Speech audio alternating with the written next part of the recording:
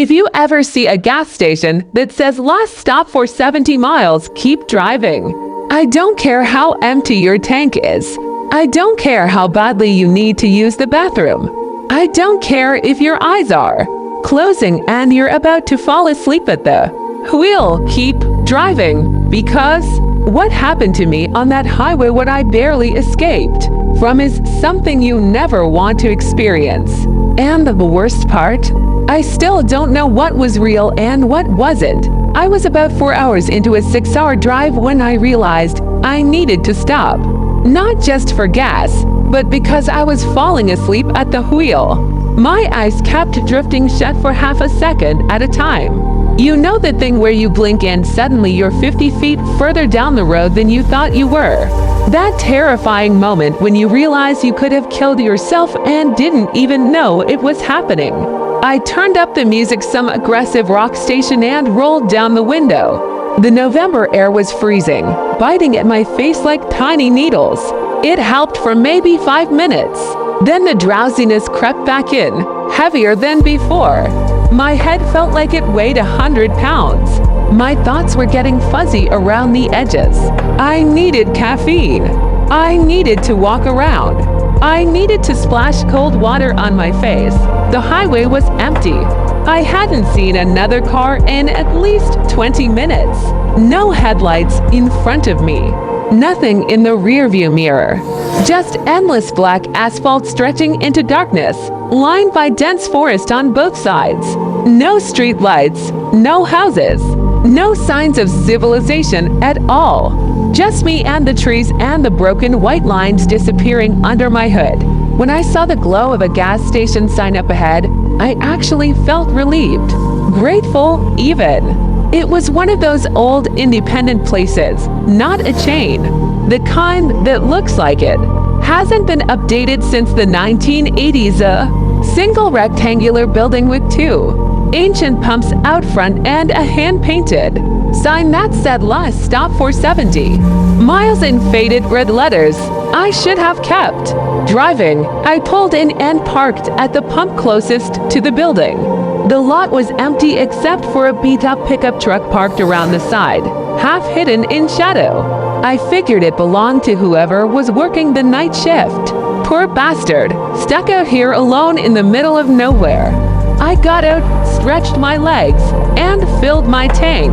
The night air was cold and still. Too still, no wind, no crickets, no sound except the mechanical click of the pump and the hum of the fluorescent lights overhead.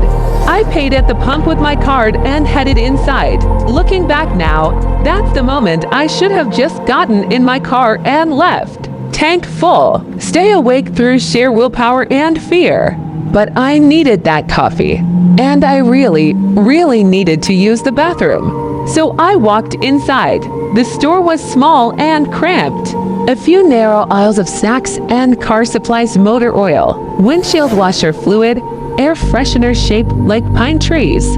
A coffee station in the back corner with those glass pots that had probably been sitting on the burner for 6 hours. A cooler full of sodas and energy drinks humming along the back wall.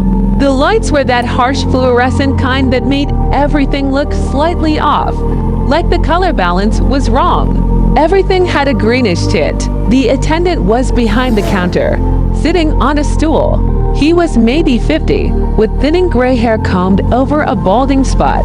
His face looked like it hadn't seen a good night's sleep in days, dark circles under his eyes, skin pale and waxy.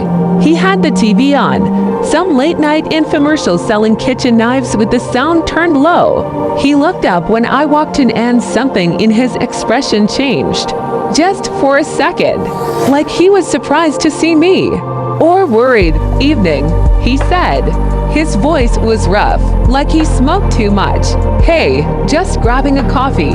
I walked to the back and poured myself a cup.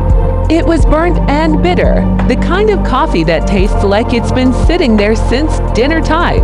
But I didn't care. I just needed the caffeine to get me through the next 2 hours. I grabbed a Snickers bar too and brought everything to the counter. The attendant rang me up slowly, his movements deliberate. He kept glancing past me toward the windows, toward my car sitting alone under the lights. Driving alone? He asked. Yeah, long trip. Few more hours. He nodded but didn't say anything else. He was staring at the window again, his eyes fixed on something. I turned to look, but there was nothing out there. Just my car at the pump. The empty highway beyond. Darkness pressing in from all sides. Something wrong? I asked. He looked at me for a long moment, like he was trying to decide something. Then he reached under the counter and pulled out a napkin. He clicked a pen and wrote something quickly, then slid the napkin across the counter toward me. I looked down at it. You're being followed. Don't go back to your car. My stomach dropped. I stared at the napkin, then looked back up at him. His face was completely serious. No hint of a joke or prank. What are you talking about? I asked, trying to keep my voice steady. He held up a hand. Keep your voice down. Look at the monitor. He pointed to a small security screen mounted on the wall behind the counter. It showed a black and white feed of the parking lot. Grainy and washed out, but clear enough. My car was there exactly where I'd left it, and someone was standing next to it. My heart started pounding. The figure was on the passenger side, just standing there facing the store. I couldn't make out any features. They were wearing dark clothes, black or maybe dark blue, and their face was completely in shadow. They weren't moving, just standing there, watching. I spun around and looked out the window. There was no one there, just my car. Empty lot, nothing. I looked back at the monitor, my breath coming faster now. The figure was still there, standing in the exact same spot, motionless. What the hell? I whispered. It doesn't show up when you look directly, the attendant said quietly. Only on the cameras. I don't know why. I don't know what it is. But I know what happens to people who go out there when it's waiting for them. My heart was pounding so hard I could hear it in my ears. I looked out the window again. Nothing. Back at the monitor. The figure had moved. It was closer to the front of my car now, maybe 10 feet away. Still facing the store. Still motionless. This is insane, I said, my voice shaking. This has to be some kind of trick. Some kind of, I wish it was. He reached under the counter again and pulled out a manila folder. Inside were printed news articles, photocopies of missing persons reports, headlines about bodies found on the highway. He spread them out on the counter in front of me. For people in the last 8 months, he said. All of them stopped here late at night. All of them went back to their cars even after I warned them. They found them a few miles down the road. Cars stopped in the middle of the highway. Engines still running. Drivers still in their seats. Eyes open, no marks on them. Coroner said their hearts just stopped. Just ... stopped. I felt dizzy. This couldn't be real. I looked at the articles, my hands trembling. The photos of the victims. A young woman with blonde hair, smiling in her license photo. A middle-aged man in a business suit. A couple in their 30s on their wedding day. Real people. Real deaths. Real dates and locations. Why haven't the police done anything? I asked, done what? There's nothing to investigate. No signs of foul play. No witnesses. No evidence of anything. Just people dying on a lonely stretch of highway. Happens all the time, right? They chalk it up to fatigue or medical emergencies. Heart attacks, aneurysms, they don't see what I see. I looked at the monitor again. The figure was even closer now, standing right in front of my car, hands at its sides. I could see on the grainy footage that it was tall, very tall, impossibly tall, maybe. How long does it stay? I asked, my voice barely above a whisper. Until sunrise usually, sometimes longer. But if you stay inside, you're safe. It can't come in here. I don't know why, but it can't cross the threshold. You stay inside when it's dark. Don't go out to the lot. Wait for daylight. That's the rule. I wanted to argue. I wanted to tell him he was crazy, that this was impossible, that there had to be a rational explanation. But I couldn't explain the figure on the monitor.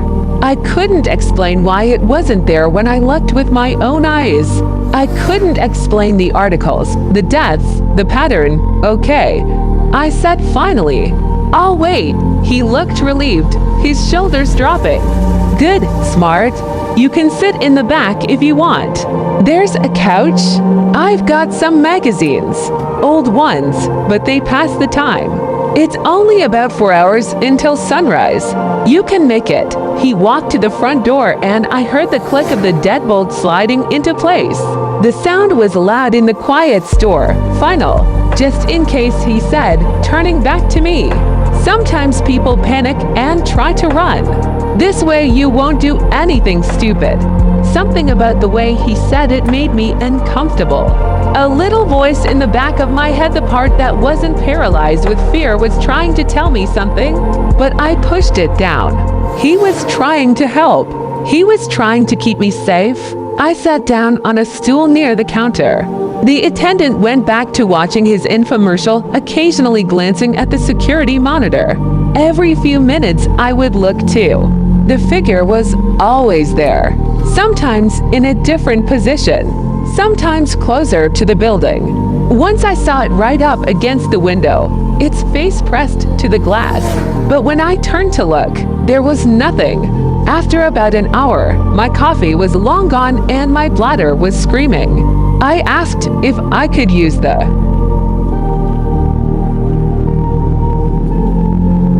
bathroom. He pointed to a door near the back of the store, past the coffee station. Right through there. I got up and walked toward it, my legs stiff from sitting. As I passed the counter, I glanced at the security monitor again. And then I saw it. The timestamp. The footage showed 11:47 p.m. But it was after 3 a.m. now. I had checked my phone when I first came inside, and I'd been sitting here for over an hour. It was definitely past 2 a.m. I stopped walking. My blood went cold. I looked at the monitor more carefully, watching the figure on screen. It moved, shifted position, then shifted back, then moved again. The same movement, over and over. The footage wasn't live. It was a loop. The same few minutes playing over and over and over. My mind was racing now, the fear transforming into something else, something sharper. I looked out the window of my car. Really looked this time. There was no one out there. There had never been anyone out there. I kept my voice calm, casual. Hey, what time does that camera say? He didn't answer for a second. When I turned around, he was standing right behind me, close, too close. I hadn't heard him move. You should use the bathroom, he said. His voice was different now, flatter, emotionless. You've been holding it for a while. The timestamp is wrong, I said, taking a step back. The footage is old. It's a loop. His expression didn't change. He just stared at me with those tired, dark circled eyes, and then I saw it. The calculation behind them. The realization that I knew.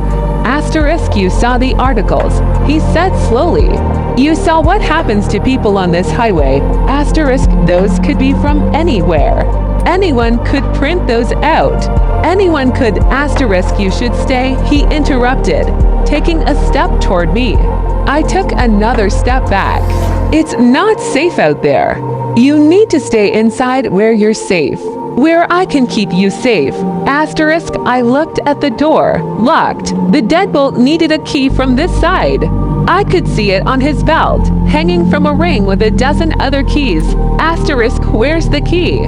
I asked, though I already knew. I can't let you leave. Not until morning. For your own safety. You understand, don't you? I'm trying to protect you. I backed up further. My hand found the door handle to the back room, the room he'd said was a bathroom. I pushed it open and stepped through. Asterisk, it wasn't a bathroom. Asterisk, it was a storage space. Dim light from a single bulb hanging from the ceiling. Metal shelves lined the walls, industrial and cold. And on the shelves were boxes. Dozens of cardboard boxes, all different sizes, each one labeled with a date written in black marker.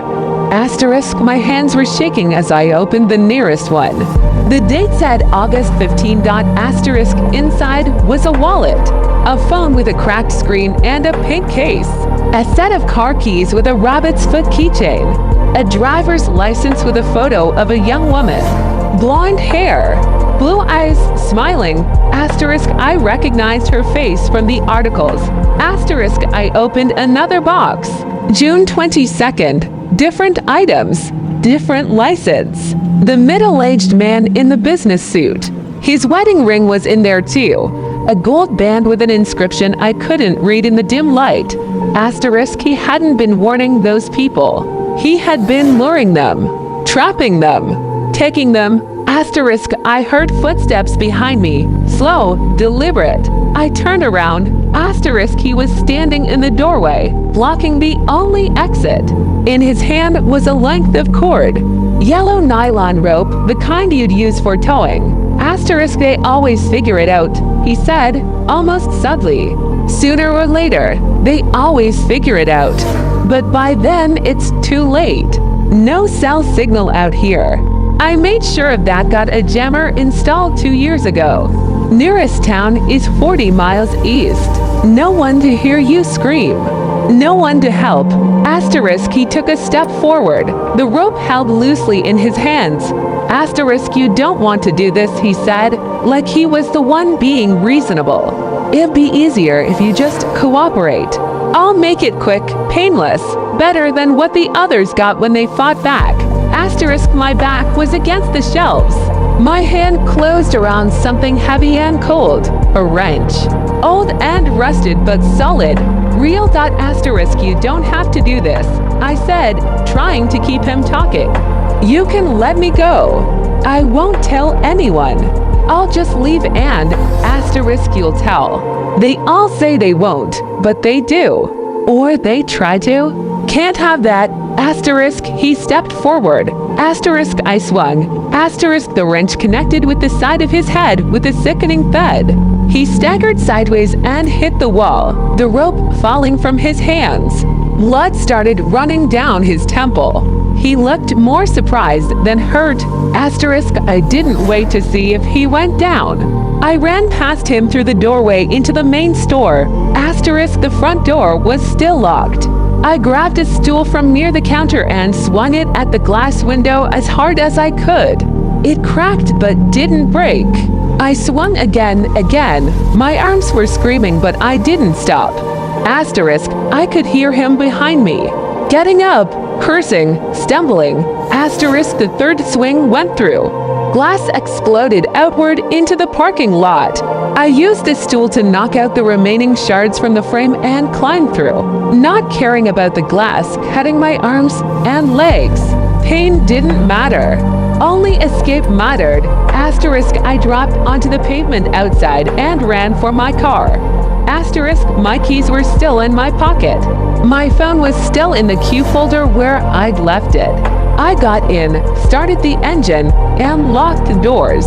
In the rearview mirror, I saw him stumbling out through the broken window, one hand pressed to his bleeding head. Asterisk, I floored it. Asterisk, I drove for an hour without stopping.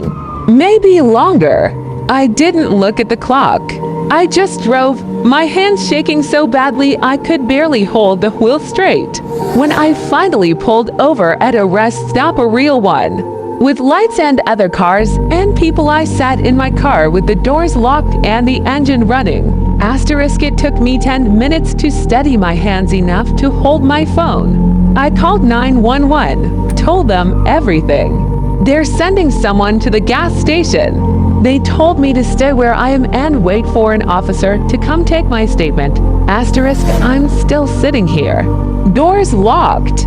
Engine running. The sun is coming up now. I can see the sky turning gray on the horizon, then pink, then orange, dawn, city. I should feel relieved, but I don't.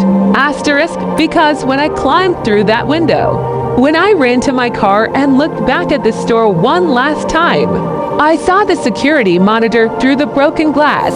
Asterisk, the figure was still on the screen, still there in the black and white footage. But it wasn't by my car anymore. Asterisk, it was standing exactly where I had been standing when I broke the window. Exactly where I'd escaped. Asterisk, I don't know what he had playing on that monitor. I don't know if it was really just a loop he made to scare people, or if there was something else on that highway. Something he'd seen. Something that made him into what he became. I don't know if he made it all up to lure people into staying, or if there was some truth buried under the lies. Asterisk, all I know is that I'm never driving that highway again. And if you ever see a gas station sign that says last stop for 70 miles, keep driving. Asterisk, whatever's waiting there, whether it's human or something else you don't want to find out. Asterisk, trust. Emmy, asterisk, have you ever stopped at a gas station that felt wrong? Have you ever seen something on a security camera that wasn't there in real life? Share your highway horror stories in the comments below, but remember, some roads are better left untraveled, and some stops should never be made.